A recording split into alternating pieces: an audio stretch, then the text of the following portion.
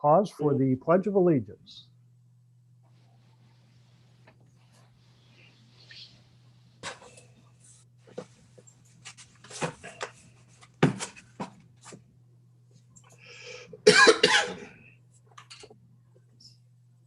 Did I read too fast, Sammy? You did. I'm getting everybody settled in. Just a moment here.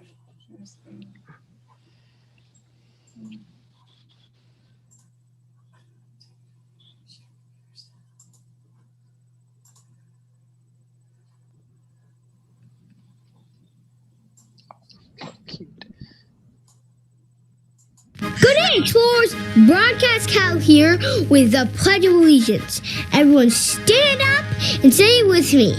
I pledge allegiance to the flag of the United States of America and to the republic for which it stands, one nation, under God, indivisible, with liberty and justice for all. Nice job, everyone! Now get out there and explore.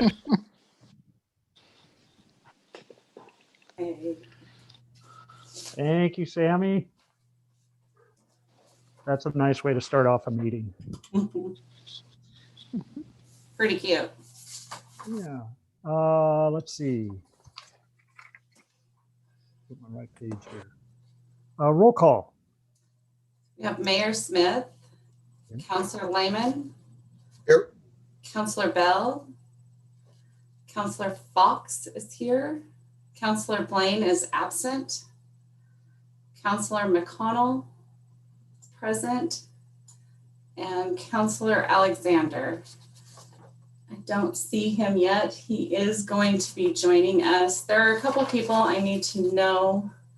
I've got Gary Darnell, Haney household, who I just need to know who you are to update my list here. It's muted. Does anybody know who the Haney household? It's Aaron, I believe. Oh, it is. Yes, thank you.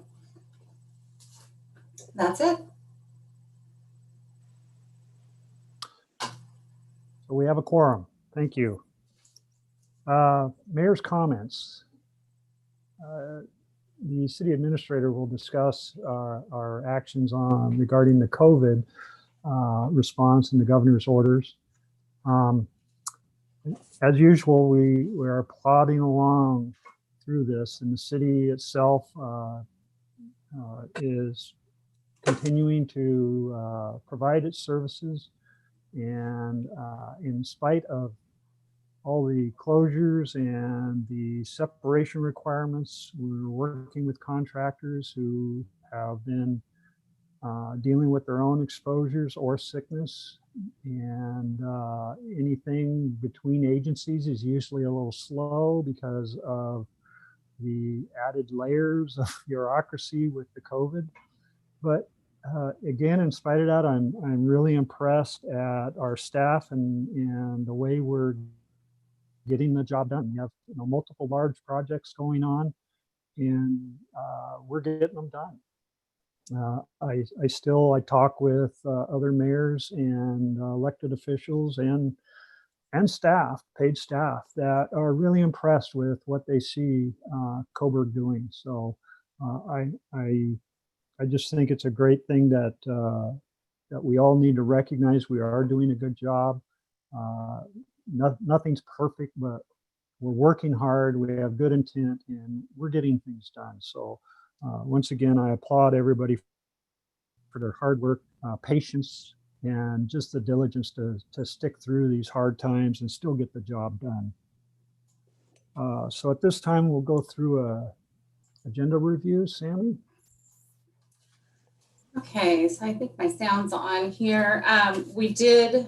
The only thing we had is we received one more written testimony from Thomas Bartlett that was emailed out to all of the counselors. So that is just on the record.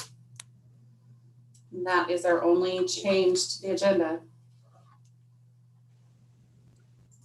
And I don't have that in front of me, but I know one of them was the 15-mile-an-hour speed limit. He was asking what was being done with that. And we'll just state that that's still a work in progress, and it's not an easy thing to do. We've already done it on the streets that we can, And so work in progress. Now, what was the other one, Sammy? Can you It tell was me? the 24/7 police coverage. Ah, money. Mhm.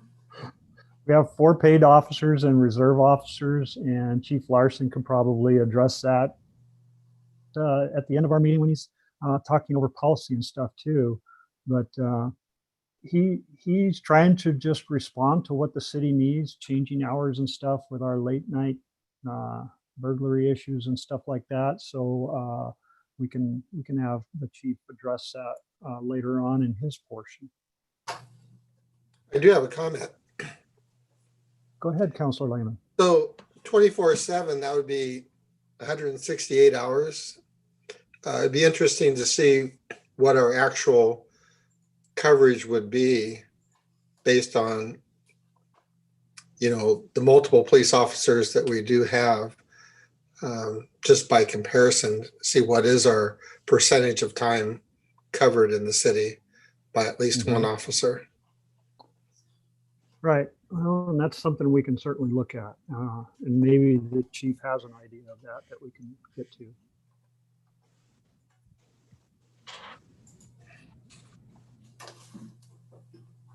Marcus is Okay. trying to join us as well still.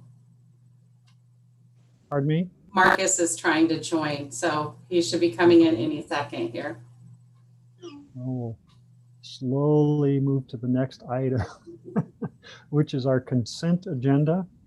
These items are considered routine and therefore will not be allotted discussion time on the agenda. These items may be passed by council in one blanket motion. Any councilor may remove an item from the consent agenda for discussion by requesting such action prior to consideration. And I see him trying to get on. Connecting. Yay. Welcome, Councilor Alexander. We are just moving on to you're muted. I said, glad to be invited. Glad you're here. We're just starting the consent agenda. I've already read the portion. Anybody want to remove any of these from the consent agenda to be discussed separately? Seeing none, I will note that on the minutes for September 22nd, I sent in a request for an amendment. And on, again, the September 22nd minutes, page 3, the paragraph above item 8 refers to discussion about the mayor corresponding to the county commissioners about Main Street. And that should be amended so that Main Street is struck, and in place of it, it should read traffic on county roads affecting the city of Coburg. Seeing that Main Street is an organization we are part of and trying to become active in. I don't want any confusion down the road that somebody thinks we're discussing that with the county. It was definitely the traffic and the commuter issues on the county roads through the city. Again, I'll ask, is there anybody that would like to have, Councilor Bell?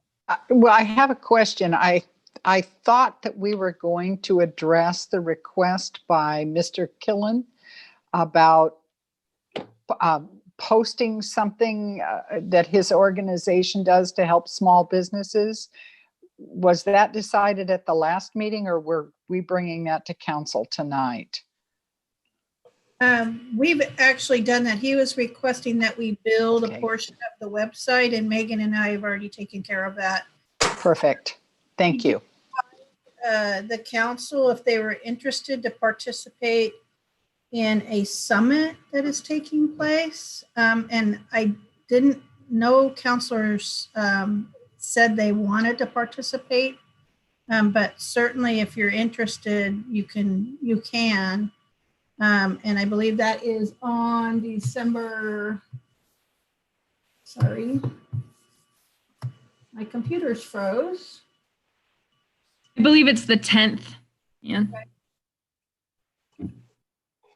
So it's a short 10:30 to 12, 10:30 to 12 on the 10th. So if anybody is interested in participating in that, then you're certainly able to do that, and just need to reach out to me and I'll help you get to it. Thank you, Ann. I'll ask one more time, is there anything that anybody would like to remove from the consent agenda for discussion? Hearing none, I'll entertain a motion for the consent agenda.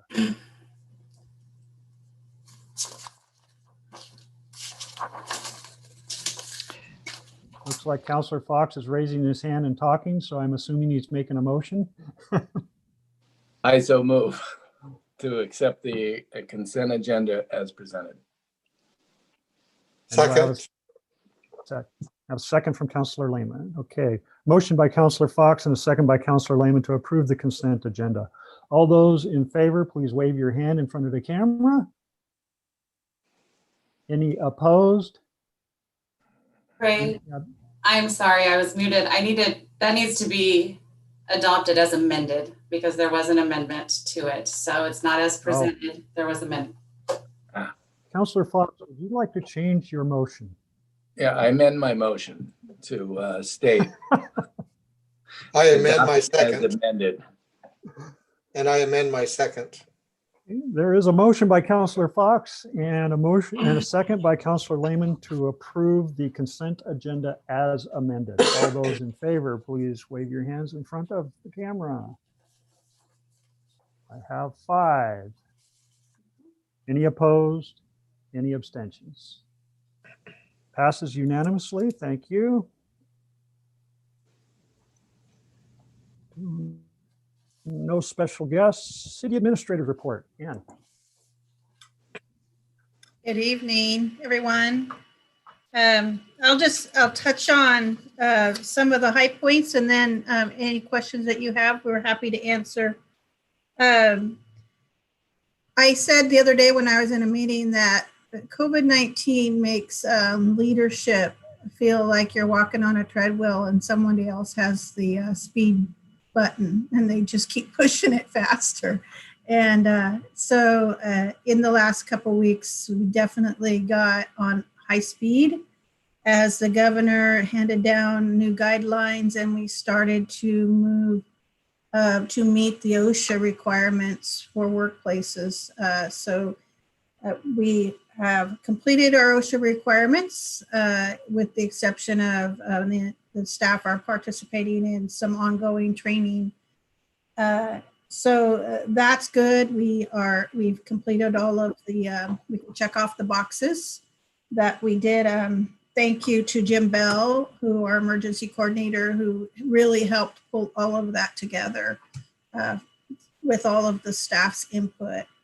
It was a substantial piece of work on behalf of the staff and Jim. So, but we're done and we're moving forward. The office is very busy and it's just very different. It's very quiet, but we're getting work done and everybody is following all the guidelines. And so I think we're doing well. There's several employees that are doing a work home kind of a balance. They come into the office to get work and then they go back home. And that seems to be working. We're also staggering employees in and out of the office, so we never have a full office at the same time. So anyway, so things are going well. And in spite of COVID and the continued cases, we're just taking it a lot more seriously right now. We are seeing cases in our the people we work with. And so protecting our employees is a big deal. If we lose 1 or 2 in a team, we're probably losing the team. So we're just being extra careful right now. I'm happy to answer any questions about COVID-19 that you may have. I have a question. Councilor Lehman, yes. Counselor Lehman. So are you still having your regular amount of meetings, staff meetings, and just holding them all virtually? You know, we are not having a lot of staff meetings right now. We're having a lot of one-on-one talks on things that we're working at. We usually have staff meetings once a month with the supervisory staff, and we will have that this month. In the past, we have done them in the council chamber and just spread out, but I'm guessing this month that will be by Zoom. Just because we're trying to keep our supervisors separated. Staff meetings within the different departments can be held in the city council chamber, or they can hold them by Zoom. So we're just doing a lot of texting back and forth. We're doing a lot of phone calls, emails back and forth, and it's working. The work's getting done. And I see a lot of support happening from staff members for each other. So. Thank you. And what are we doing with all the committees and the commissions? We have the annual reports that we went and requested them to put forward. Is this canceling all those meetings, or are they able to get together and finish those reports and work plans? No, they're actually working. They are having Zoom meetings, and we're setting them up. And so I know that the Park and Tree Committee is having a work session, and they are having their regular scheduled meeting by Zoom at the Heritage Committee as well. And the Planning Commission just really got the information on that, and they have a new chair, Paul Thompson, who I see is here tonight. So we will probably be working with them as a staff to have them work through the goal setting piece. They were very excited to hear about it, and they were very interested in participating in it. So we're really trying to keep the committees moving. There were some committee meetings that were canceled in November because that was during the freeze. And so, but we're trying to keep them moving as much as possible.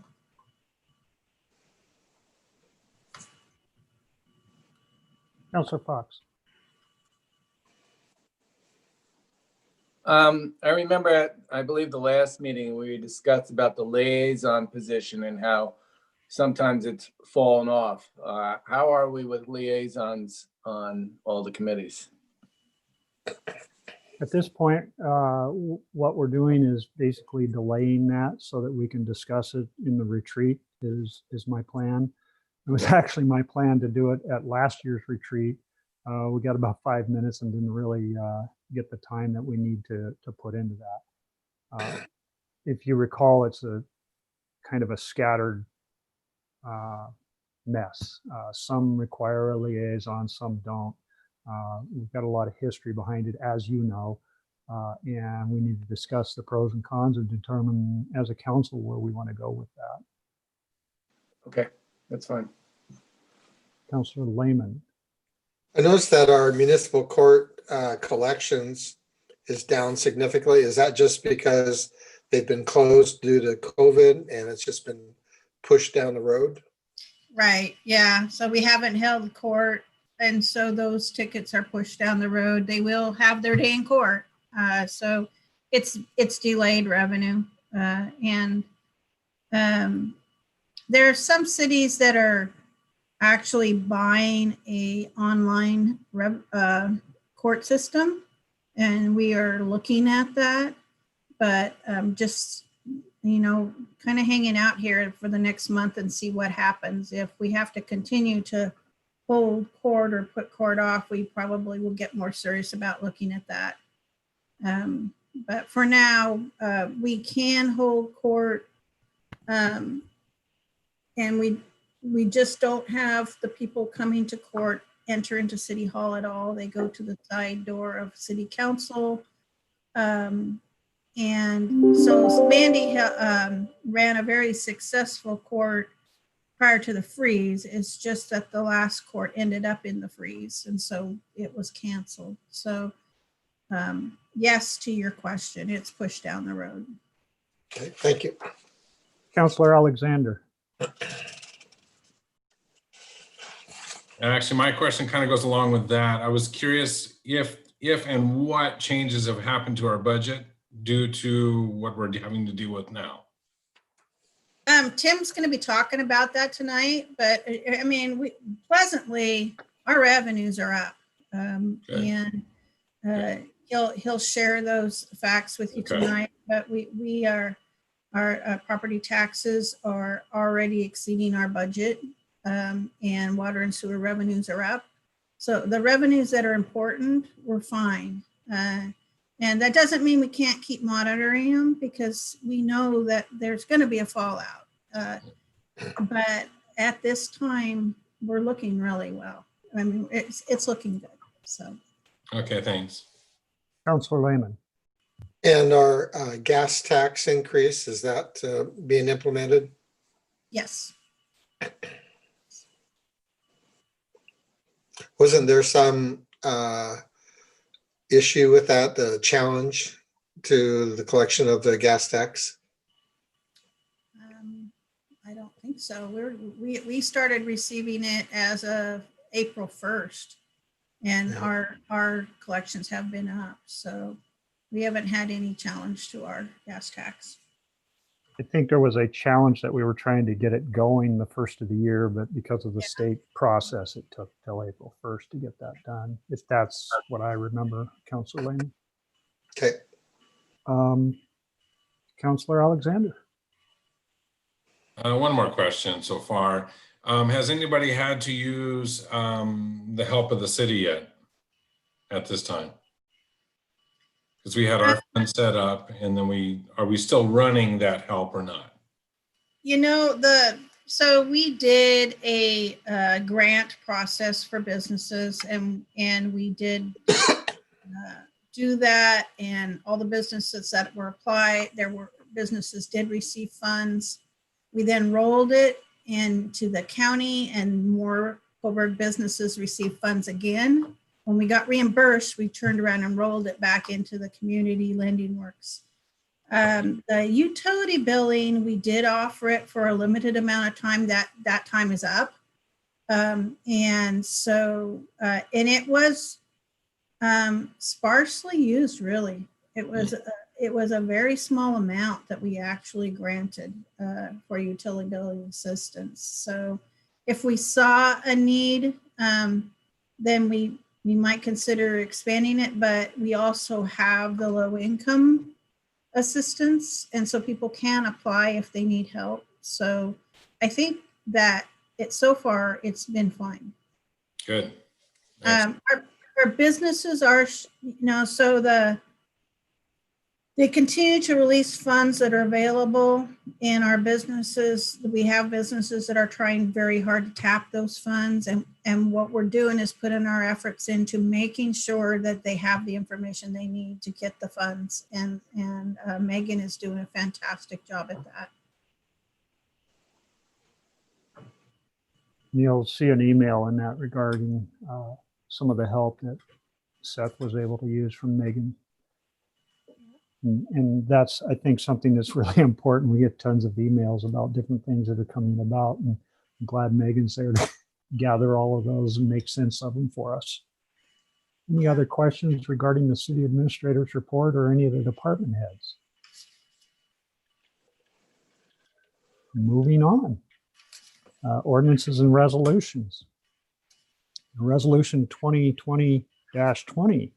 A resolution providing a procedure for water billing leak adjustments. Staff report from Sammy. Thank you.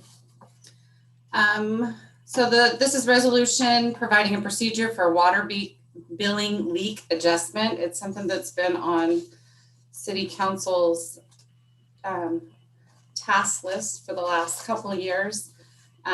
Finally able to put some time into it and think we came up with a solution that's going to work, a proposal that's going to work for everybody, and it's a clear policy to work with. The leak adjustment procedure is not laid out in our water ordinance. So when our customers request a leak adjustment, they have to come to council individually for a decision.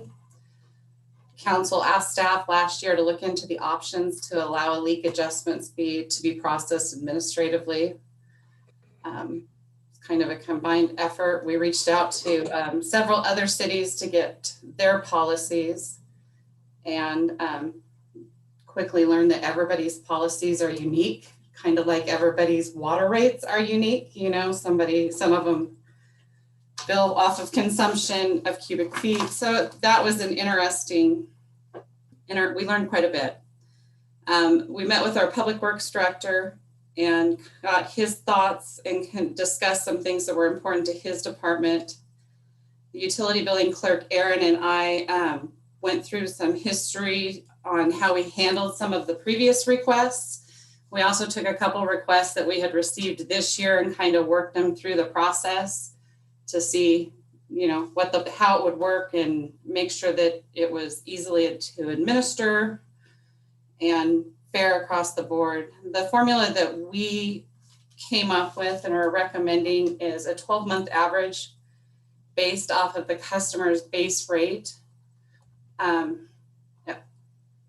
Their base rate average times 1.5 for consideration for the water adjustment. If you look on page 2, we actually have 2 requests this year. That's how many we received. And these examples are based off of those 2 requests on how they would be processed and what it meant. I did get some feedback from the council, and I do have an amendment that I'd like to recommend for the resolution just to strengthen it a little bit. If you look at the actual resolution, the first paragraph after "now therefore be it resolved," the second to last sentence, we'd like to add, "to qualify for an adjustment, leaks must be immediately reported to the city and repaired. Then the utility bill may be adjusted after proof that the leak had been repaired." This is to encourage people to not just say, "Oh, I've got a leak, I'll wait a couple days and fix it," and let the problem continue. It requires them to report it, get it fixed, and go on from there.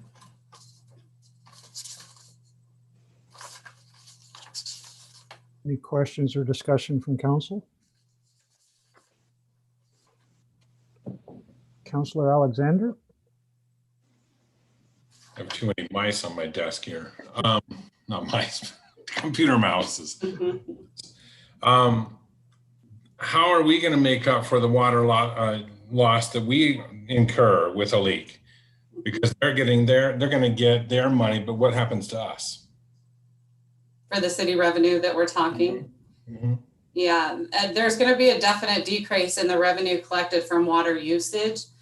The formulas are pretty conservative. We're not eating, and we being the city, it's not, you know, looking at other plans, some people say 50%, some people just say forgive the leakness.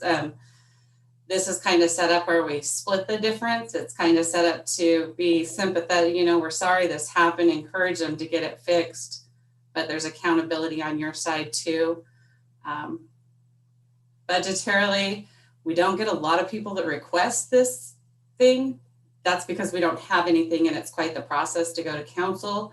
Historically, council has not really done anything. You know, they sent us back to do this policy, but they haven't really forgiven much in the past. So for instance, last year we had 2 leaks. So if you processed it, I would say it'd be $500 to $700 financially in the budget, but it's a new program that a lot of people can take advantage of too. Mm-hmm. So it's really unknown, I guess. Councillor Lehman. Actually, the city doesn't really lose any money because there's no loss of material that we've expended resources on. Of course, there'll be a little bit more pump expense and everything, but the loss of city's resources is pretty minimal in terms of dollars. There's the boss on this one. I'll let him take it. Councillor Fox. I'm in favor of this because I think sometimes it's an unexpected experience that one can have. And it just so happens it happened to me where the water main from the junction of the box to my house sprung a leak. It didn't spring a leak, it disintegrated after about 50 years. And so I'm on the phone with Sammy going, "You're nuts with this bill. This is absolutely absurd. We haven't had guests over and you're 3-4 months worth of bills." And it turned out, I had to put a new water line in. So something with a little leverage is a fair consideration for people. And I'll throw in the support for it. I like it, and I also like the fact that it's 50%, so that there is some ownership and responsibility to the residents rather than just giving it away every time. Because I think if we did that, staff would probably be inundated with every $50 overage trying to get relief from that.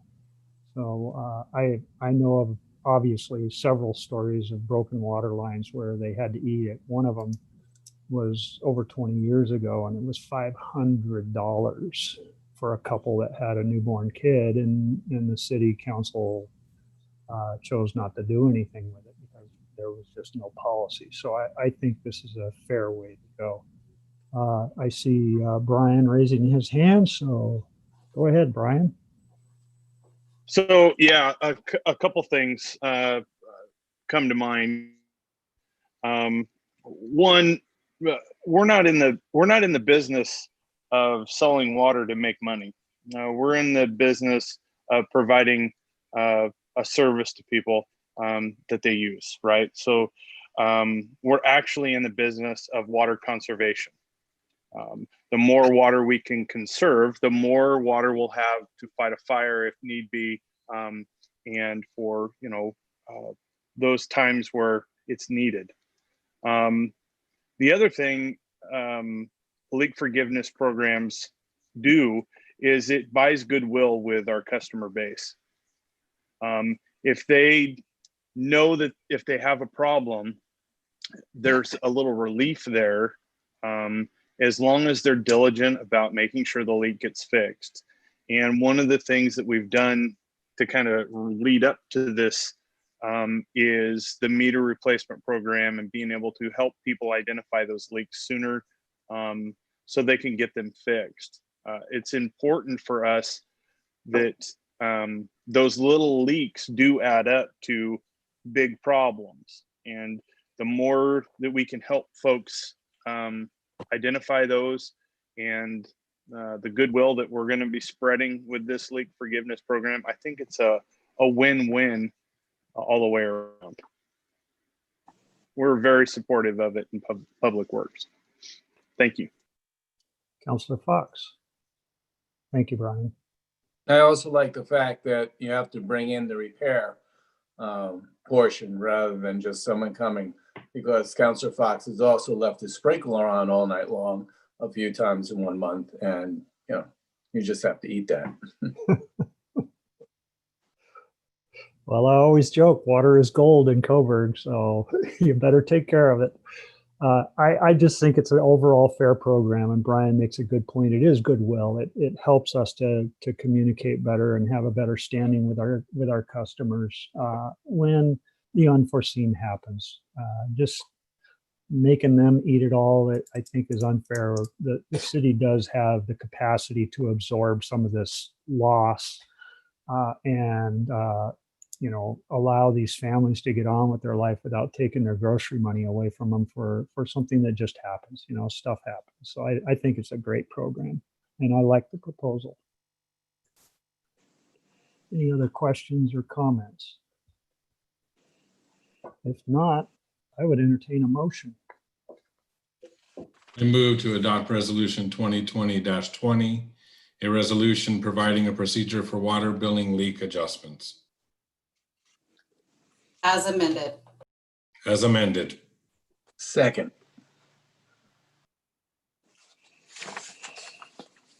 Okay, there's a motion by Councilor Alexander and a second by Councilor Fox to approve resolution 2020-20, a resolution providing a procedure for water billing leak adjustments as amended. All those in favor, please indicate aye. Aye. I see 5 hands. Any opposed? Any abstentions? It passes unanimously. Thank you, Sammy. And thank you, Brian. Resolution 2020-22, a resolution creating a zoning review ad hoc committee. Ann.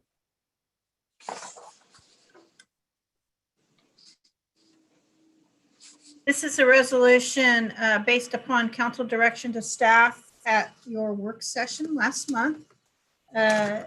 You wanted to create a ad hoc committee to look at zoning code changes based upon the community input from the Coburg build out scenario. The intention was to create a committee with 2 city councilors, 2 planning commissioners, 2 citizens at large, and 1 local business owner. It was my understanding that the mayor would be out recruiting for this committee. It was identified, I believe, that Councilor Lehman and Councilor McConnell, is that correct? I know Councilor McConnell would represent for the city council. On the planning commission, they have already decided that Commissioner Doyle and Commissioner Thompson will serve on this committee. And that leaves 2 citizens at large and a business owner.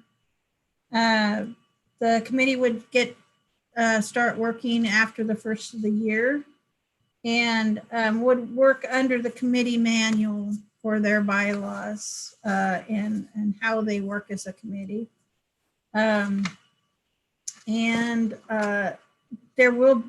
We usually have a committee member fill out an application, so we would go ahead and have them fill out the application.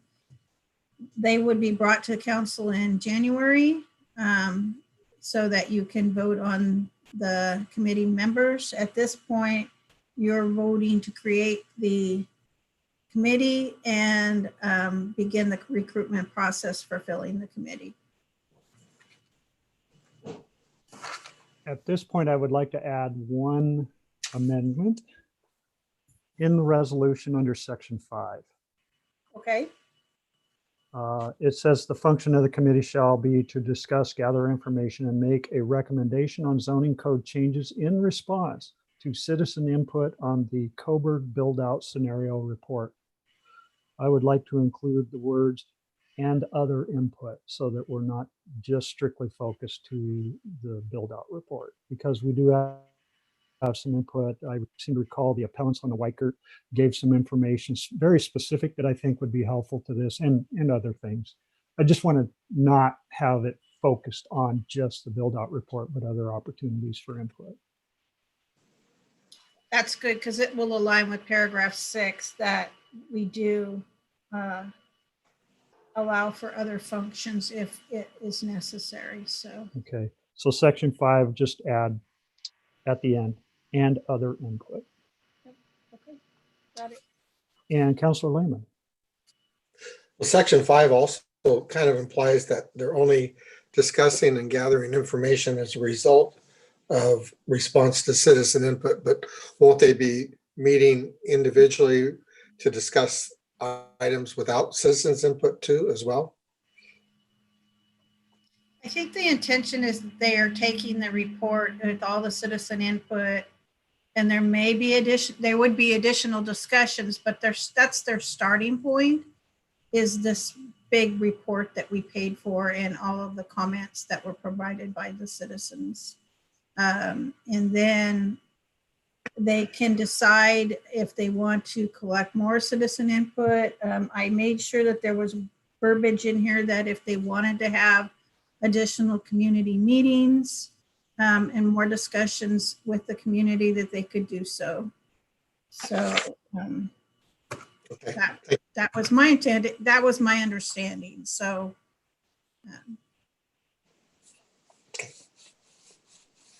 Any other councilors with questions or comments?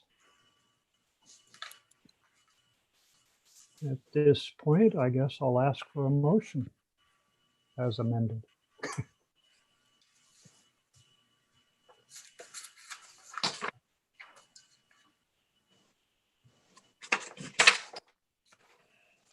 I move that we accept Resolution 2020-22 as amended.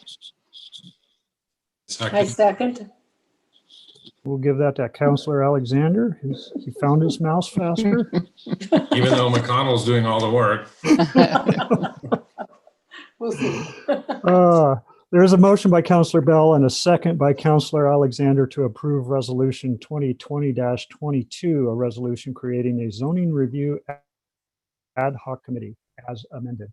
All those in favor, please wave by saying aye or wave. Aye. I have 5 hands up. Any opposed? Any abstentions? It passes unanimously. Thank you, Ann and counselors. Resolution 2020-23, a resolution of the City Council of the City of Coburg, Oregon, accepting the results of the November 3rd, 2020 general election. Sammy. And so 2020 general election was November 3rd. We had the mayor, 3 council positions, the mayor and 3 council positions on the ballot up for election. The city received the certified results from Lane County, and those were attached. We went through the required recruitment. Mayor Smith was elected. Councilor Bell was reelected. Councilor Fox was reelected, and Councilor Blaine was chosen by being written in. He has accepted that position, which puts him in an elected position for 4 years.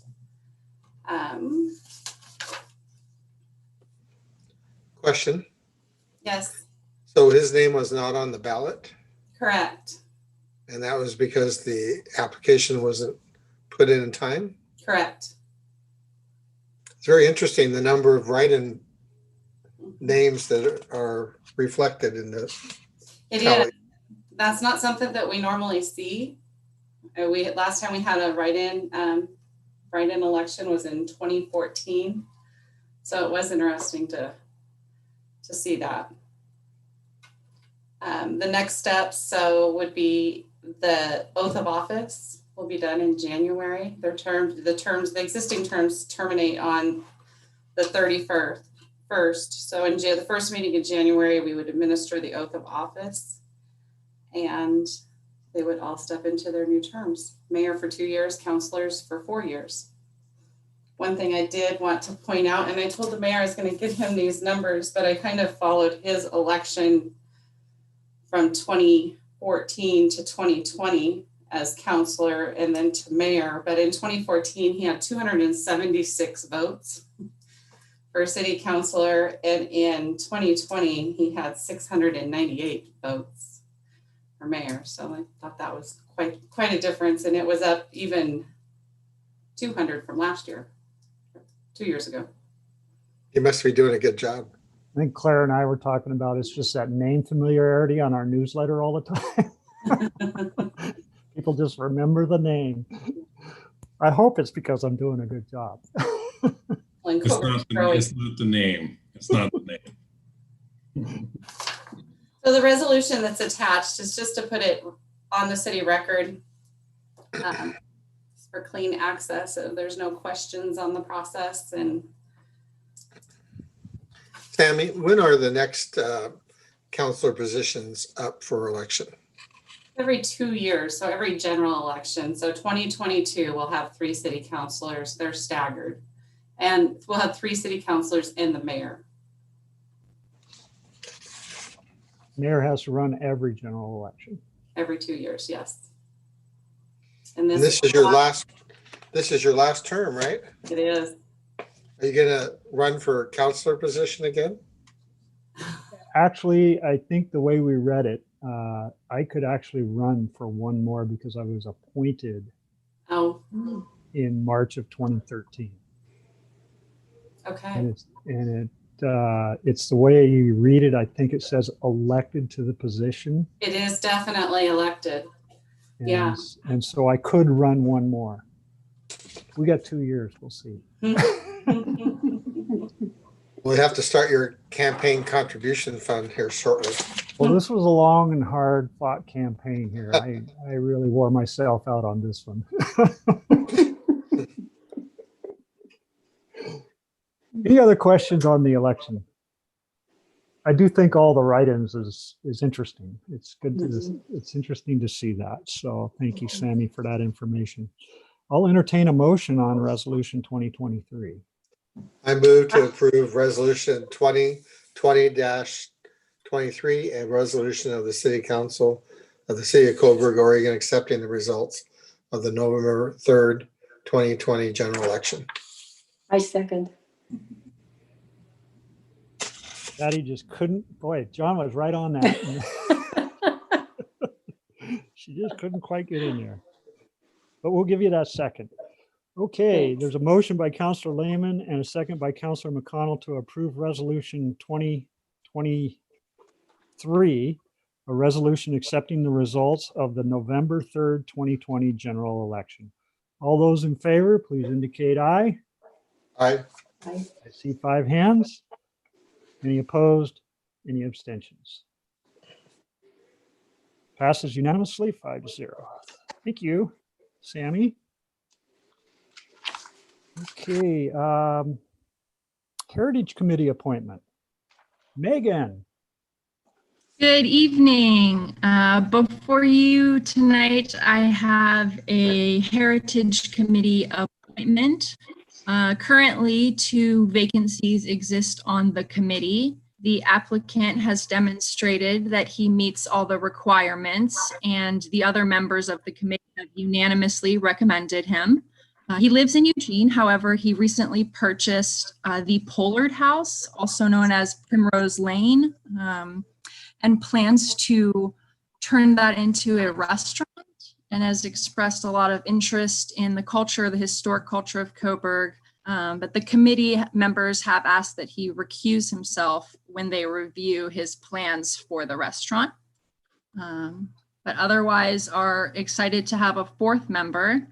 And if appointed, his term will expire in March of 2023. Councilor Lehman. Can you better describe where that property is located? The property is located on Willamette, very close to the T of Pearl Street, directly across from the Antique Mall. Has a large front porch, 2 large historic trees out front. It's the old Primrose Lane antique store. Okay. That's close to where the van caught on fire a couple Right in months front of ago. it. Yes. Right in front. That'll be nice to have another restaurant in town. I'm looking forward to what he comes up with this. It sounds pretty exciting. Any other questions? I'll entertain a motion. I move to recommend Mayor Smith appoint Stephen Sheehan to Heritage Committee, a unfulfilled 2-year term that expires March 2023.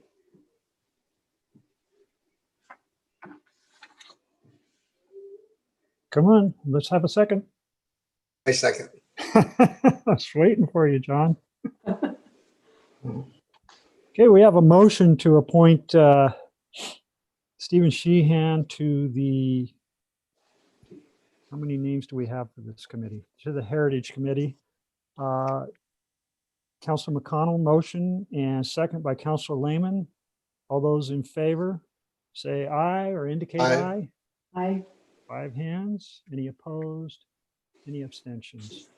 Passes unanimously. Thank you, Megan. And as per section 5 in the city charter, I, the mayor of Coburg, appoint Stephen Sheehan to the Heritage Committee, also known as the Historical Landmark Advisory Commission. This term expires March of 2023. So congratulations, and I'm looking forward to his participation. Thanks again, Megan. Okay. Administrative information reports. We have a quarterly financial from Tim.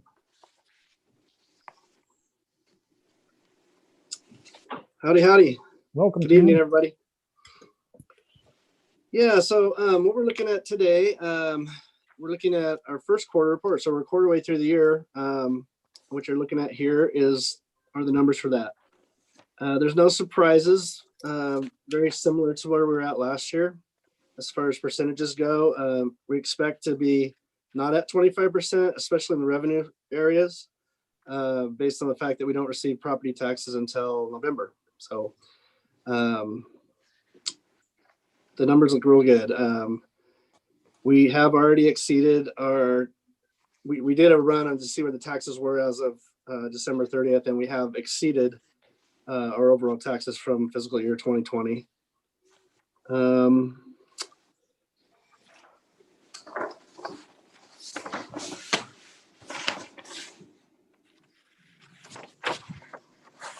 Sorry, got lost for a second.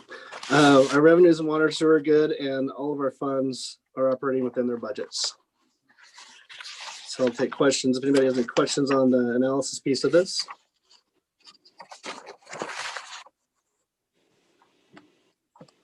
Apparently not. Oh, Councilor Lehman. So, Tim, do you project any concerns going forward for the next 6 months? Oh, well, nothing I see presently to worry about, but as we all know, COVID makes every day an interesting day. So things are good now, and we did budget conservatively with our stuff. So it's not surprising that it's a nice problem to have. I think the next 2 months are going to be critical to see where we're going and how things are going to roll out. So we've asked some staff to take either pay freezes or freeze in their expenditures. Is that still necessary at this time? I think Ann and I are going to sit down and analyze that and I don't want to shoot from the hip on something like that. It's so important. I sure hope so, because staff is important to me and to you guys I know. So we'd like to make that happen for them, but we're not in a position where we can make that call at the moment. And what month did we say that we would review that? I believe January. Ann, is that correct? Yeah, it was January. Yes, January is correct. And as far as expenditures, we were really looking at things like buying cars and things like that to hold off until we could get through the first quarter. As those things happen in the utility departments, we're not seeing a issue in the utility departments. We are collecting our utility fees. And so I think that we're going to be fine moving forward with making sure that we're purchasing the things we need to, but it'll be a continual analysis all year. And so. Councilor Raymond. And when did we decide we were going to put the tough funds back on the agenda? That's going to be a discussion. The time was spring when we were going to bring it back. I suspect that might be something that we'll bring up in our retreat. And the date of our retreat is? We haven't set it yet. It's usually in February. Usually the first Saturday in February. I don't know what that date is. I don't have a February calendar in front of me.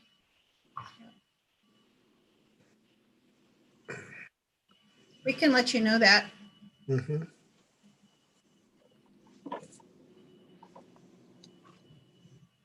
First Saturday in February would be the 6th. Yes. What time is that? It's usually starting at 9 in the morning till about 3.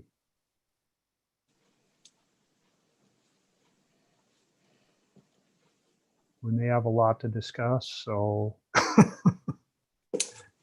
we may go further. Hopefully we can do that in person by then. That I would be was just nice. going to ask, how do we do Yeah. that if it's not in person.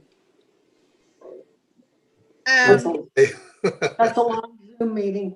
the council could probably safely do it in person if it was just the council. I think the change would have to be that you would have to only hear from one staff member at a time, and then they would have to leave the room. Just to make sure that it was, you know, that you guys could all spread out clearly away from each other. But that all has to do with the governor's guidelines between now and then, and how this all goes. So. Councilor Lehman? So at that work session, the tough fund would be on the agenda. Do we submit other agenda items for that work session, or? If you have items that you would like to discuss in the retreat, please contact me. Okay. And remember, typically in the retreat is our discussion with the goal setting that we carry forward to the budget committee. And so we get input from our department heads. We also lobbied very aggressively with our committees and planning commission to get work plans and annual reports from them so that we're more informed from those bodies to help us make our goals. And then our discussions like liaison tough, whatever may come up for that. So it fills the day.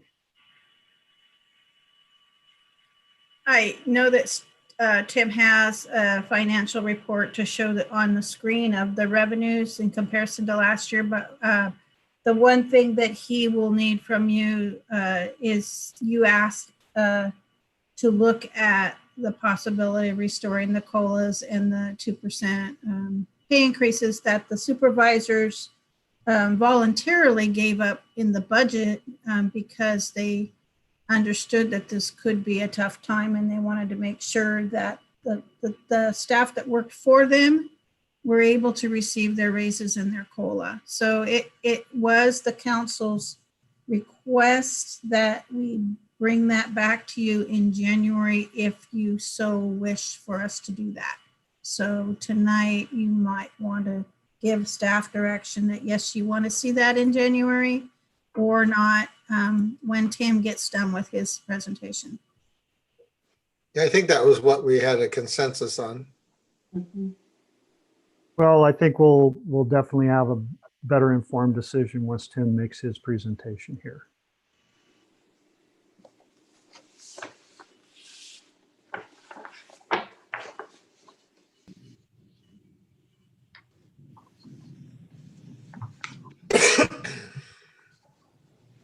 All right, so are there any other questions on the analysis piece of this? If not, I'm going to move on to what I'm going to call the fun part of the show tonight.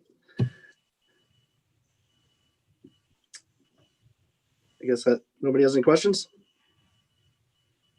All right, so on your screen is something I'm going to go over in a few minutes, but I do want to touch on the city debt refinance that we did. Makes me smile. Stuff like this always makes me happy. We connected up with Matt Donahue at DA Davidson. Probably the only good thing I can think about COVID is it's made the interest rates go down to make financing quite attractive. Originally, we were looking at refinancing all of our city debt with a full faith and credit bond sale through DA Davidson.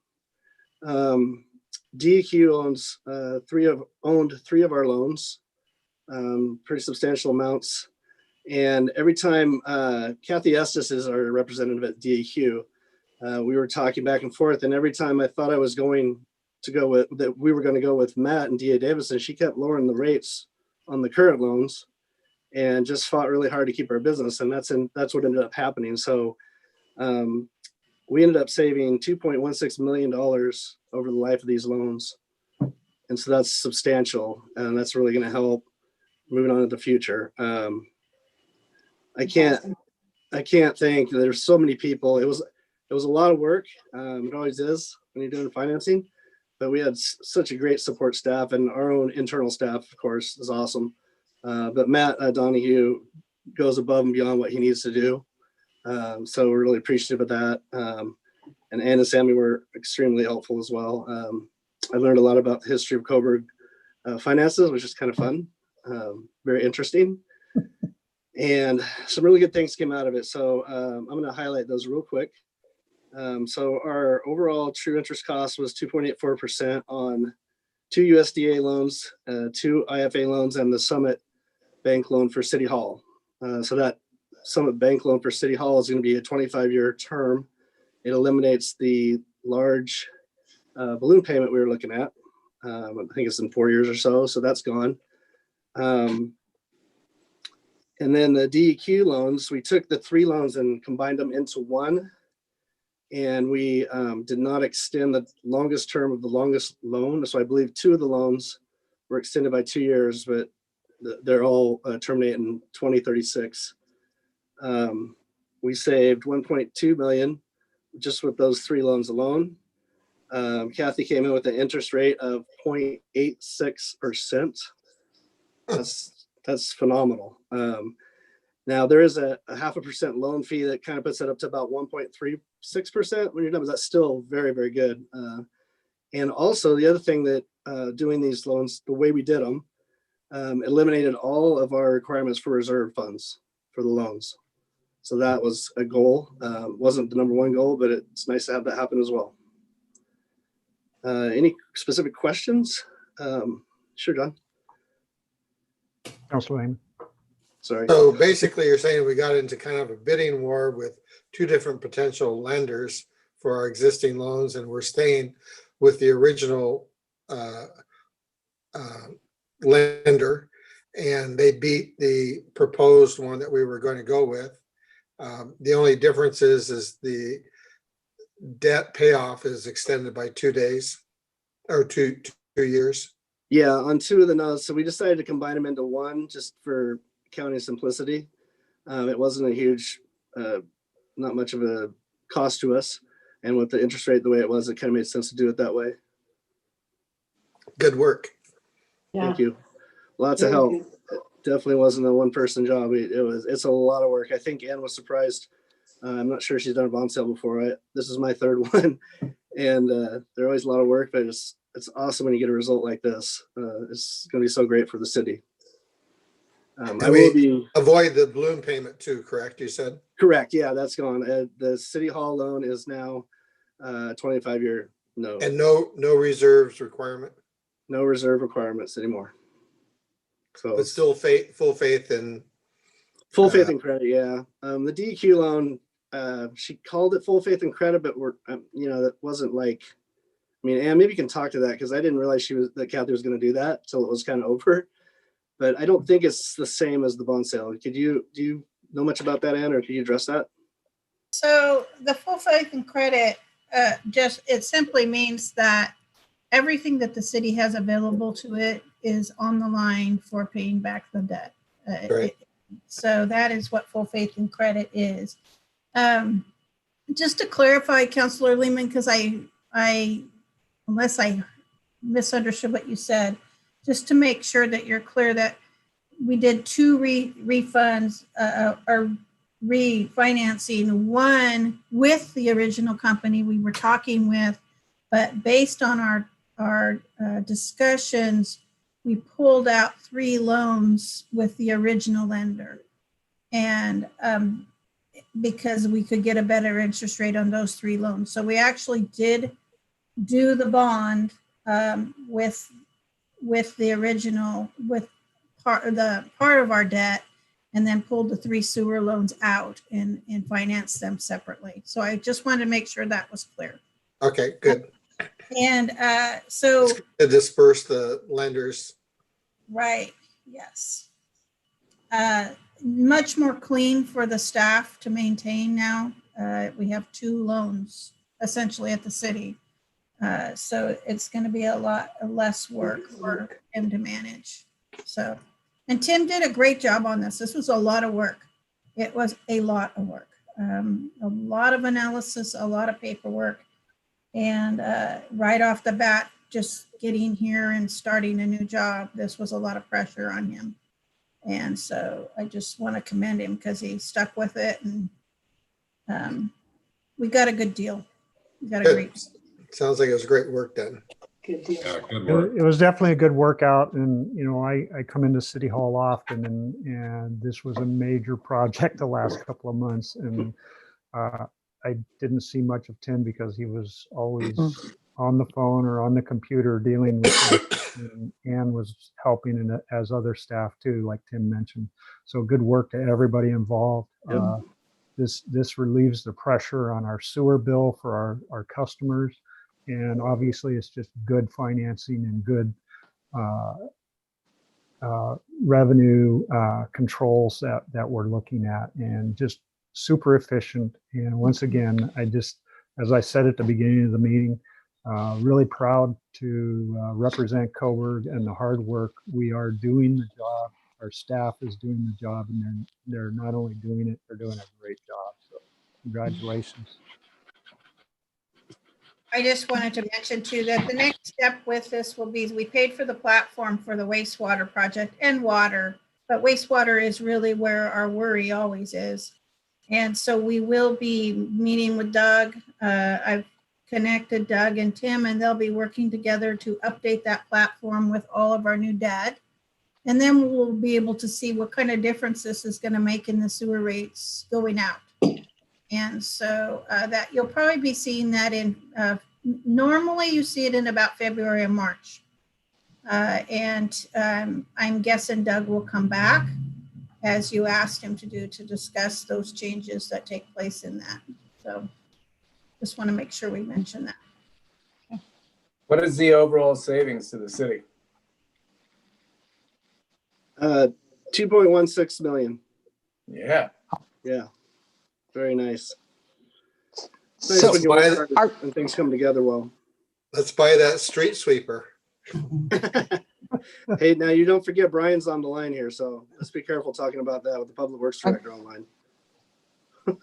That wasn't permission granted, Brian. Go ahead, Councilor Bell. Well, I'm just curious, are you going to put something in the newsletter that says that this is what we did and why? I Yes. believe that's the plan, yeah. Yep. Okay, Yeah. good.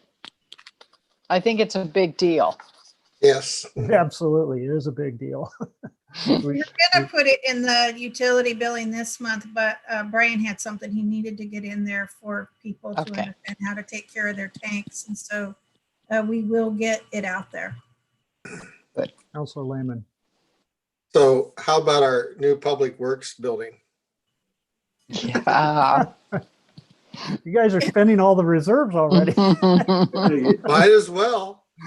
We do have bills to pay.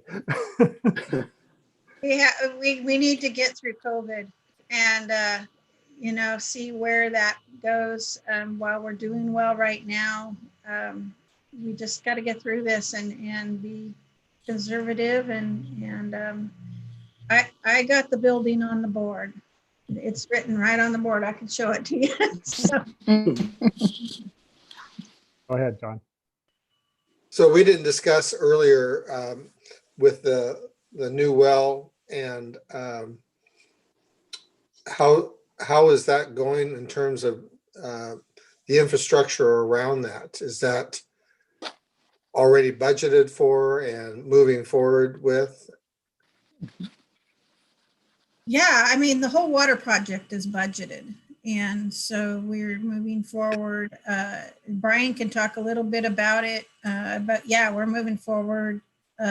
Right now, you're going to see a kind of a lull in visual for the water project because it's going into another engineering design phase where they'll be doing a lot of design of easement or of pipelines and things like that. The well development will probably happen after the first year, maybe early spring.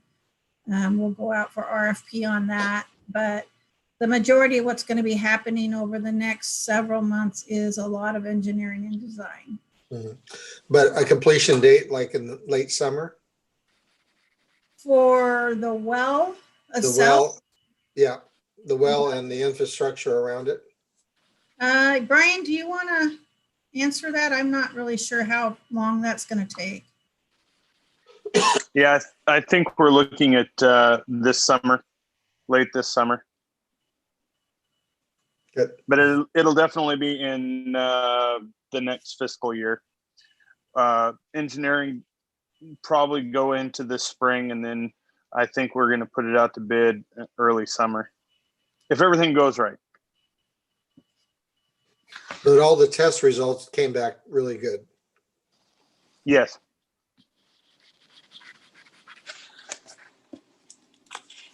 Tim, is there any So other we- questions from council?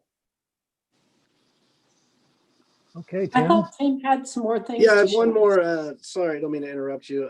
Sammy, can you throw that up on the screen, please? I'm using an iPad, so I can't attach things to the iPad. I don't have a camera, but we'll make this work. Sammy's helped me out. So we put this together just to show you guys where we're now. Again, this is not final, but these are some numbers we pulled just to show you where we're at last year at the end of November versus this year. And it's all, especially considering COVID, it's all really good news. Our property taxes, between the time I put the report together and today, we received another $39,000 in property taxes. So we've already exceeded last year. And again, we did budget conservatively, so it's not a huge surprise, but it could definitely be worse. If it went the other way, we'd be hurting for certain. So I guess I would ask if you have any questions on the numbers there, and then Sammy, will you put the second slide up, please, for a second? I have a This is the question. one. Sure. Councilor Fox? What explains the reduction in franchise fees, and what are the franchise fees? It's most likely a timing issue. We received the franchise fees typically within 10 to 20 days after the end of that previous month. So they're probably on their way, or and then we'll book them. And so they're behind a little bit. And it could be, it seems like every time I call somewhere, it's because of COVID, right? That they can't answer the phone or can't talk. So, but it could seriously be slowing them down too. I know a lot of folks are working at home. That's a challenge. So I believe it's just a timing issue. Okay, thank you. You bet. So adding all those numbers up, is it up about 40,000? Let me see More here. than that. Oh, wait. I can tell you in a second. And then I was going to touch on the gas tax. It's literally almost the city portion that we increased. It's literally almost doubled coming in. So that's good news too. So overall, we're up 85,000 and change. Any questions? Any other questions? So water and sewer are above what they were last year at this time. So that's always good. Trend in the right direction. Let's hope it keeps going that way.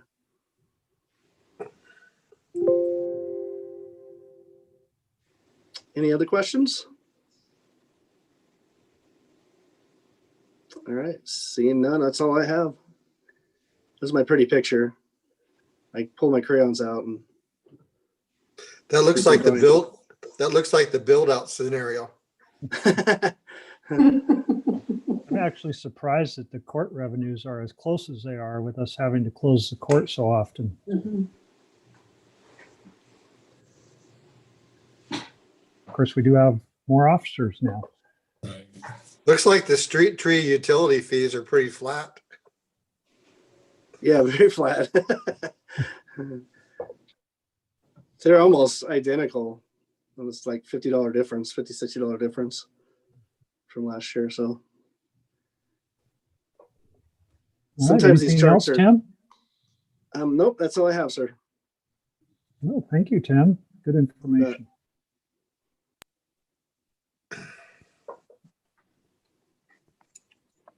Any other questions or comments for finance?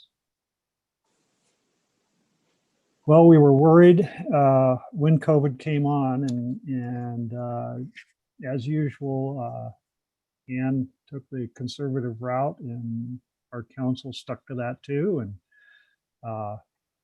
we get to breathe a sigh of relief, it looks like for a while, but we still need to keep that concern up. We don't know what it's going to do in the next couple of quarters. You know, the state shared revenues are a small portion, but they're probably going to be down. They're a pretty small portion of our revenues, and we'll just see how it goes.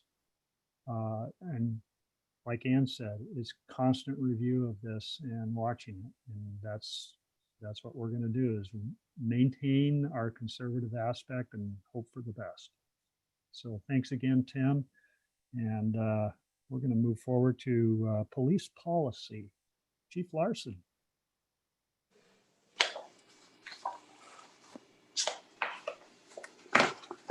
Bring that smiling face up here.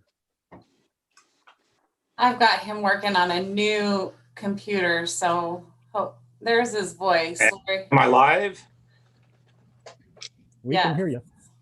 You are. Okay. So I asked Ann for a little bit of time to talk to you guys about policies. I know in the last couple of weeks, she sent out some policies on the police department behalf.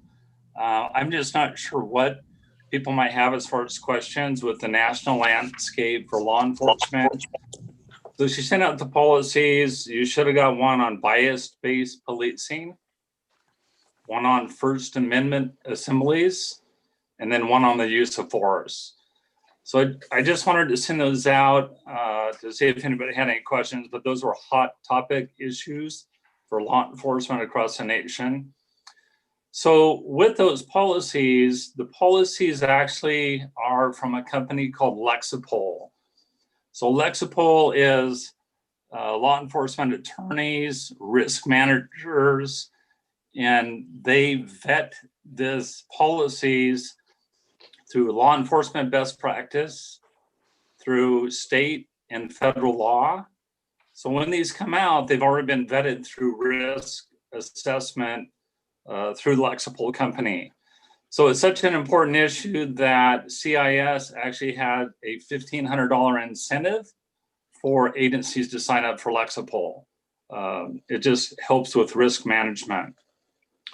So there's actually 35 states that are represented by Lexipol and 3,500 different law enforcement, fire services and corrections agencies that use Lexipol.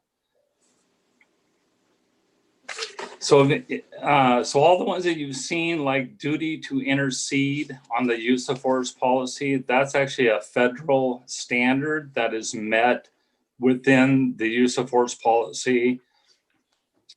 Today on that particular policy, I'd already sent you guys.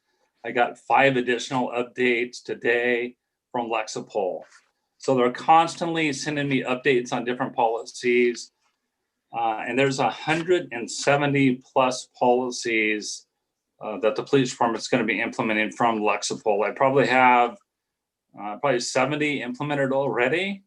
So they go as far as uniform standards to crime scene, police reports, juvenile reports, photography, all that kind of stuff.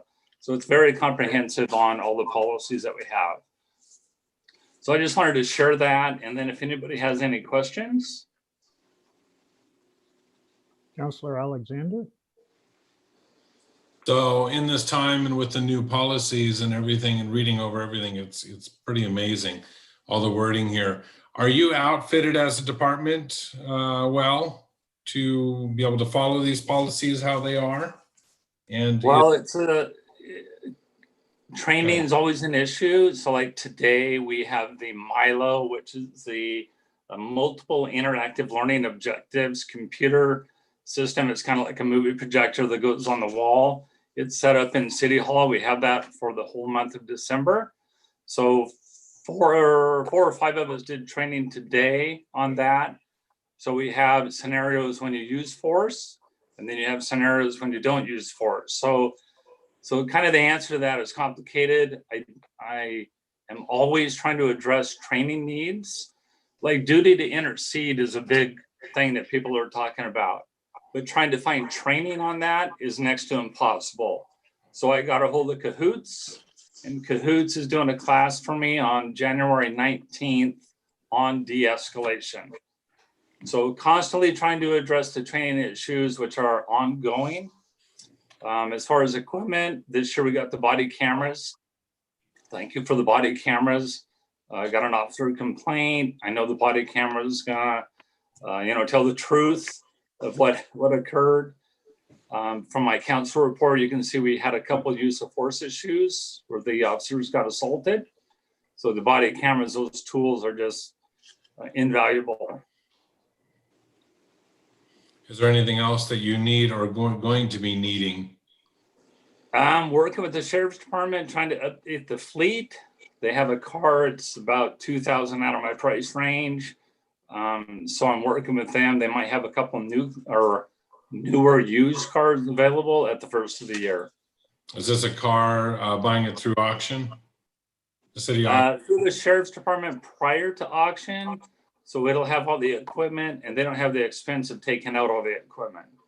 I would just have to paint it and put in our radio. And you're about 2,000 short. What else do you have to put on that car? Striping is about 500. Paint, we normally go to Mako and that's about $600. Okay. Councilor Lehman? Chief, can you talk a little bit about the body cameras? You and I had a conversation a few months ago where I thought you were not really that in favor of body cameras, that there's a lot of liability or downsides to it, and a lot of legal exposure and liability and personnel time. Are we equipping our police officers with body cameras? Yeah, so body cameras, I've always been a proponent of body cameras. Part of the cost is the public records request and the redaction that goes with that. So now the city is on the cloud. So storage was an issue, but the city addressed that issue with storage for the city. And then the police department is able to use that storage to the cloud. And then with the company we found, so the other ones were a different company and they were about $1,000 a piece. And every one of them broke over a period of time. This particular company, we got 6 cameras for I think $5,400 with a charging station, and it has some storage and capabilities on the back end to make those public records requests or requests for a defense attorney, those type of requests. So you're fine with body cameras and you support it? And absolutely. Okay, and will each and every one of our officers, reserve officers, be wearing body cameras 24/7 when they're on duty? No. So we only have 6 cameras. So one is assigned to each of the full-time officers, and then we have 2 for reserves. And if there's a solo reserve, they're going to have priority over a camera versus another officer riding with a full-time officer. Okay. And when are the cameras required to be activated? Well, whenever you know that you're going into a call that you feel it's going to need to be documented for evidence. If you and I talk at the Dairy Mart store, we're not recording any of that. You don't want evidence. And that's of that, all in John. policy, and that's been that's always a topic of conversation, because if you go to a domestic violence or let's say a rape case, do you really want to have that recorder running when you're talking to the victim of a crime? So that's up to the officer discretion. If you're going to make suspect contact or you're going to dispute, you're going to turn on the body camera. And must the officer identify that the camera's on? Yes, we have to tell the people, if you can, if all of a sudden you're in a fight, you don't have to tell them. But if on a traffic stop, you'll advise them that they're being video and audio recorded. And that's best practice. Thank you. You're welcome. Councilor Fox? I just want to say kudos for using Cahoots for de-escalation training. I think that's a great idea. Yeah, I thought, who's going to be the expert? You know, they've talked about them nationally. So I reached out to them. About a week later, we had it scheduled. Awesome. Good stuff. I worked for 25 years with Cahoots, and the firefighters called cahoots our heroes. They truly were our heroes. They do stuff that I could never think of doing. They're patient. They deal with a lot of things. They have a lot of talent, and it's a great organization. Councillor McConnell. Two questions. One about cahoots. Is there any possibility of getting something like cahoots out here, or to have cahoots come out here? I know in the past they don't come past, I think, Armitage Park. So that's one question. The other question is regarding COVID. Have your officers had any altercations or contact with people that were COVID positive, and are you able to do more testing on them as kind of a preventative measure on your officers? Are they having any testing done to protect them? So for the first question, I've been to several meetings in the past with Lane County Mental Health, and we've talked about trying to get cahoots to come out here, as has Oak Ridge and Florence, and that is unfunded at this time. So they do not come out here.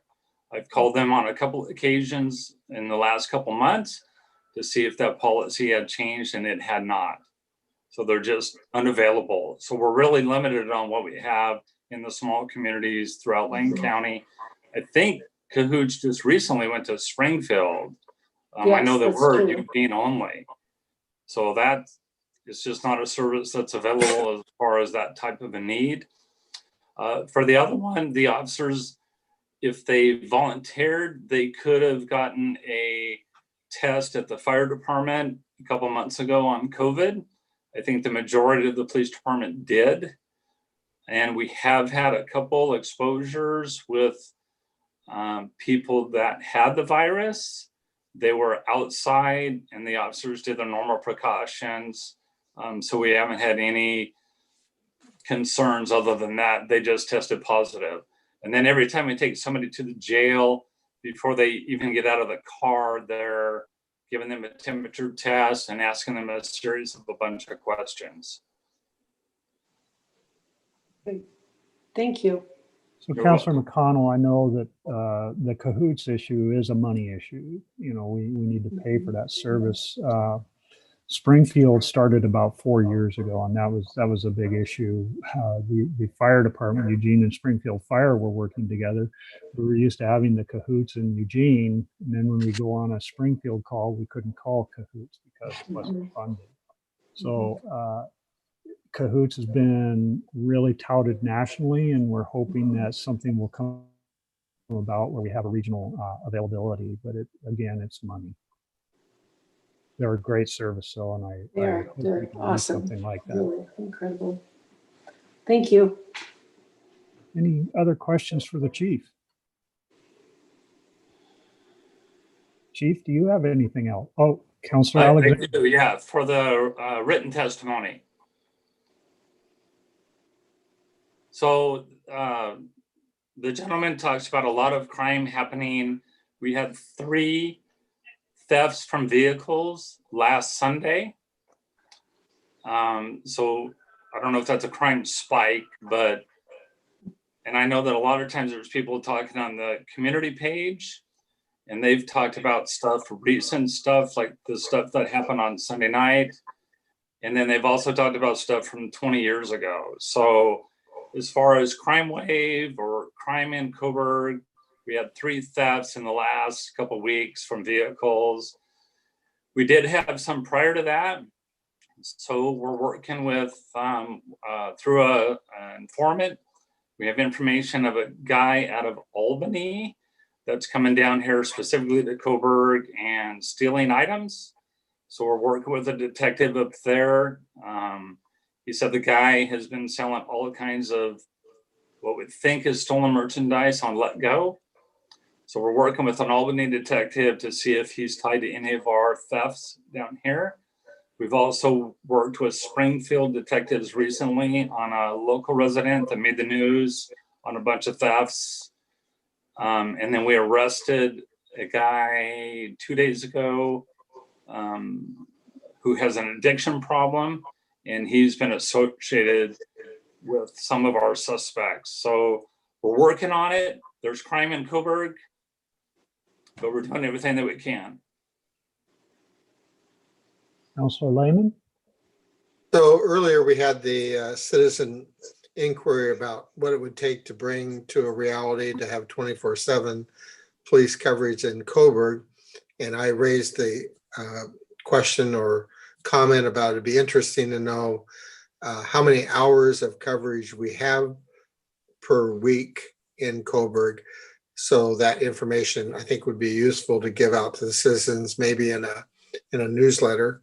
Do you have that off the top of your head as an average, number one? And number two, how's our reserve officers work out of Harrisburg going? So for Harrisburg, it's going really well. I'm meeting with John on Thursday to talk about the contract expires, I think at the end of December or January. So I'm working John with is their city manager. Yeah, John Hitt, the city administrator up in Harrisburg. We have a meeting on Thursday to talk about that particular contract. So that's going good. I've heard nothing but positive from staff up there and from the citizens. It's been a super good experience up there. I do not have the numbers off the top of my head as far as coverage. So the fourth officer that you guys approved at the last budget he got completed with his hiring process November 1st. That was his start date. It took a little bit longer for the process than I had anticipated. I purposely kind of drug my heels a little bit because I didn't know what COVID was going to do on the citation side. So regarding court revenue, that is actually a court revenue, but as far as police department activity, so when COVID first hit, police departments across the state were told to kind of not make a bunch of traffic stops and make a bunch of contacts with people in fear of spreading or catching the COVID. So with that, over time, that's relaxed a little bit. So our traffic citation numbers should be about the same. There was definitely a lull in Coburg and a lull in Harrisburg. So that activity level has been brought back up to, I think, normal. So that revenue side of that for the court should actually stabilize from what I'm seeing in activity from the police department. So with the new officer coming aboard, he's going to be working a late swing and an early graveyard shift. So I mentioned Sunday. So Sunday we had a couple thefts. I don't have anybody scheduled on Sunday, which we're gonna maybe we changed that schedule, but that was a decision that I made to use the resources the best way possible for Coburg. Sunday is normally a pretty quiet day, so I don't have anybody there because I don't think it would be a good use of the resources. We have switched the schedules around to flex that, but for 24/7, you have to have 4.3 people minimum, and then at least half of my job is administrative. So really you have 3.5 police officers right now, and I don't think you need 24-hour coverage. I don't think it'd be a use of the resources, because when I have had people from graveyard, it's pretty quiet. That doesn't mean that things don't happen every once in a while, but overall, I would say that's not a good use of resources in that way. Well, and we've always talked about, the chief and I have talked about what our availability of our cops are in the scheduling. And of course, we don't want to post that on the front door so that everybody knows what our cops are doing. And that's the chief's job. And I know that he flexes that according to the circumstances that go through the community.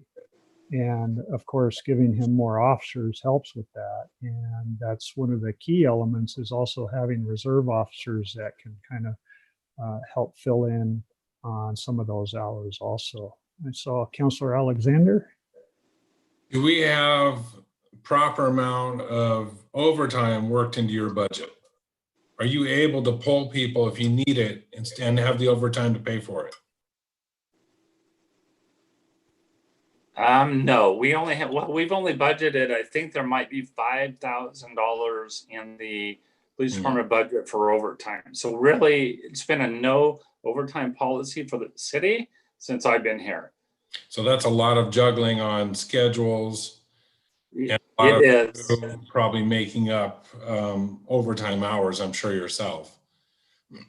Yeah, and so what happens is Officer Lee is going to be on duty. So I'm on duty, and then Dan Miller, the new police officer, he's on duty right now.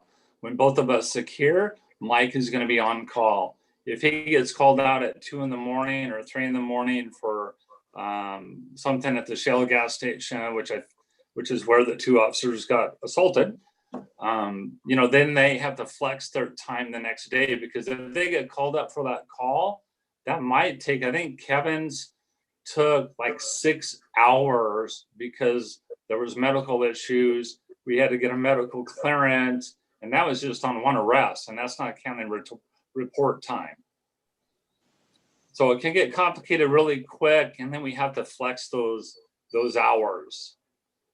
So Mayor, is that something that we talk about at a different date to be able to discuss? That's one of the things. We look at our goals and we set up the task and we communicate that with the financials so that we can take it through the budget process. Okay.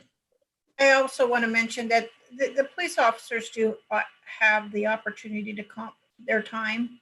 So if they do come in and they work hours late, they get to comp time at 1.5% to be taken off at a later date. So they do have that option, and they do use that option.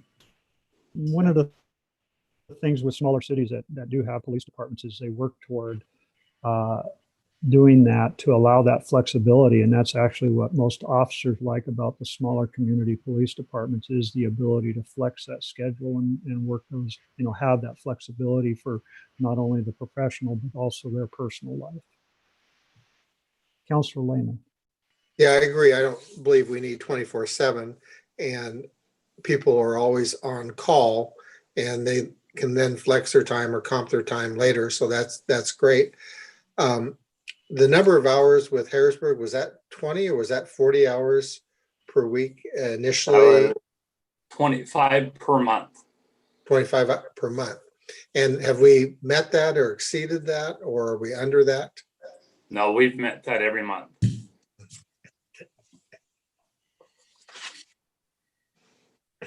Any other questions from You finished your council? answer before, but I know that your fleet is a little bit small and probably dated. Is there anything else that you're looking for?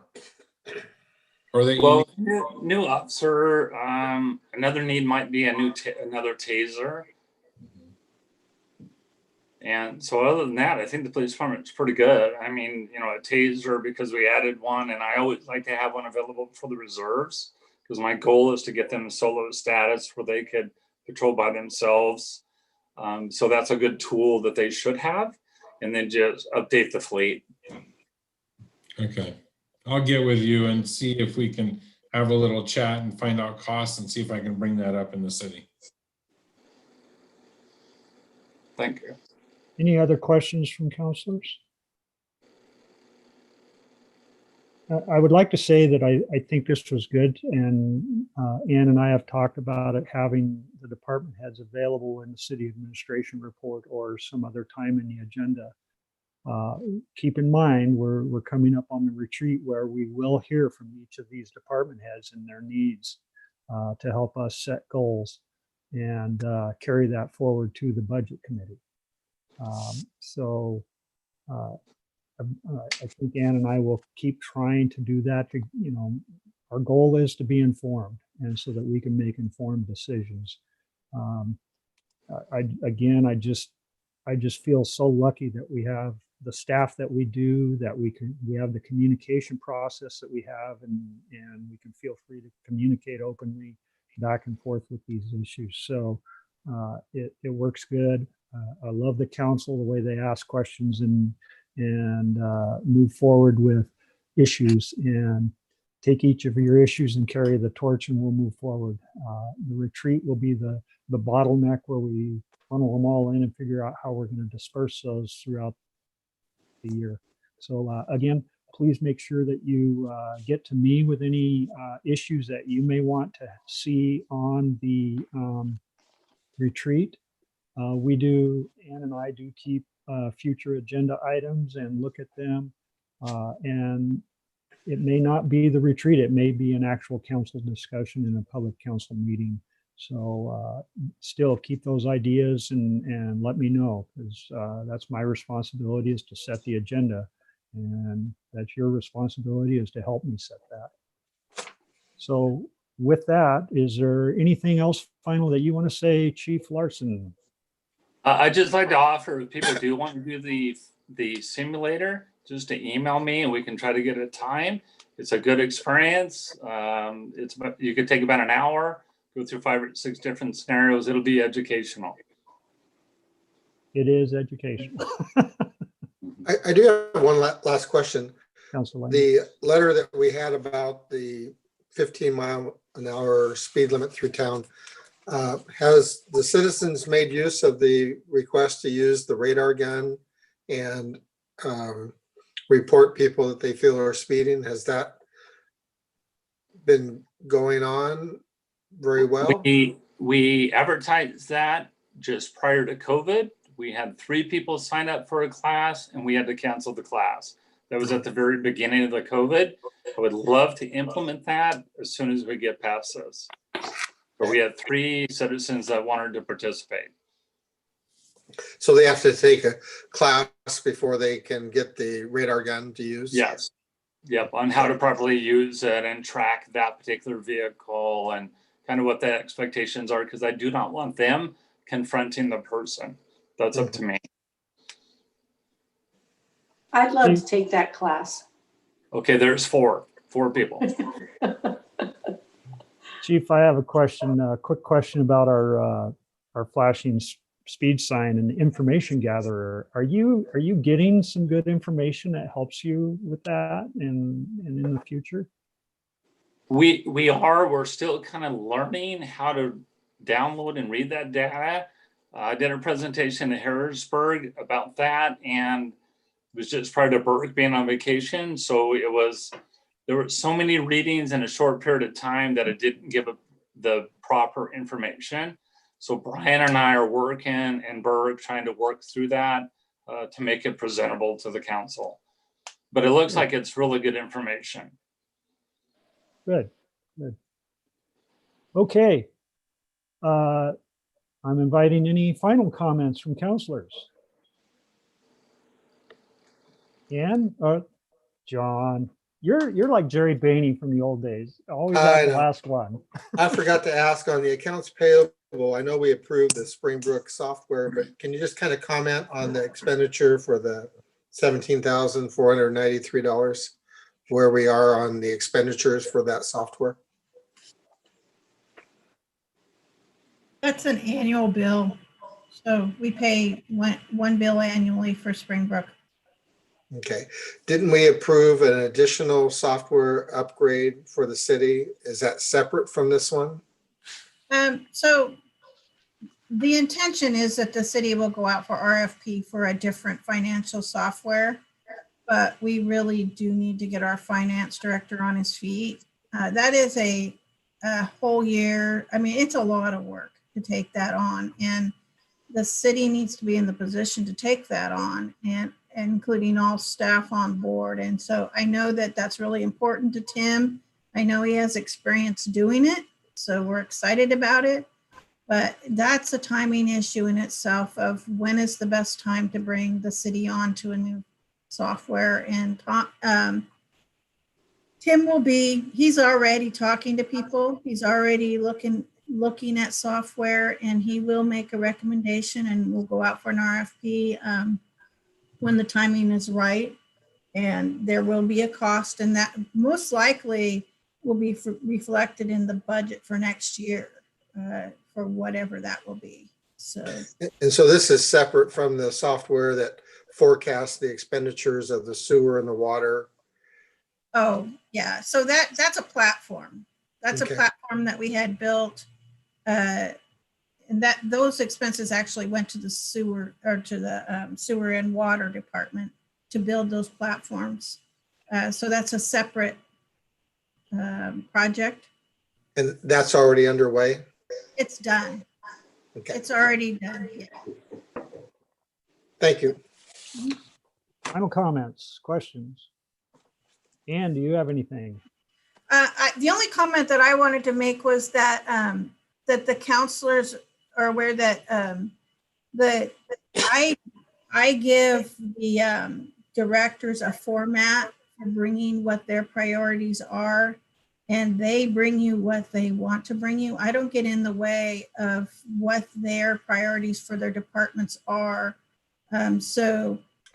We encourage them to be ready with your retreat to let you know what their priorities are, and let you know what they need the most for the success of their department. So we'll start working on that. We're meeting with the mayor tomorrow, and we'll start talking about what that format's going to look like for the retreat. And then as early as the 15th of December, the directors will get some instructions on what is it that they need to pull together to make sure that you know what's most important to them in their departments. So that process is starting already. And I would like to reiterate, that was one of my main campaign platforms, was to give the department heads the freedom and latitude to speak freely to the decision makers in our goal setting. It was actually really hard to do, to get them to open up and say what they wanted and stand before our council. But I don't think we have that problem now. I think they're still a little hesitant. But I have always asked, please put everything on your dream list and let us know what you think you would like to have, not just need. Because we worked for so many years on absolutely only what you need because we had no money. Now I think we're good. We're getting 3 and 5 year projections, really getting the I would like to have process in this. So they do have that latitude. They're encouraged to say what they want, and we don't weed that out before it comes to you. We just help them put it together in a package so that they can present it. So I think that's really important for all of us to understand. Other than that, looks like we're going to finish this before 9 o'clock. I'll give one more last chance for anybody to make a statement or comment. And, Councilor Bell. Question, where are we on the Weikert development? Is that just totally tabled at this point, or is this an appropriate time to ask? No, they actually submitted an application for, so they went back and they decided to do only a portion of the property that would be available to develop. So I believe they turned in an application for 26 homes, which is substantially smaller than the original application. Mm-hmm. And that will be come before the Planning Commission on the 16th of December. Okay. So that's set to come to Planning Commission. Okay. And Thank you. It has been noticed to the neighborhood. All of the neighbors have received notice, I believe, in the last week that will be coming to the Planning Commission. Will that be through the same 2-street access and egress? Yes, the same streets will be utilized for that, but it's less homes, so less of an impact. Last chance. Last call. This meeting is adjourned at 8:50. Thank you, counselors and staff. Good night, everybody. Happy If I don't holidays. see you, happy holidays. Merry Christmas.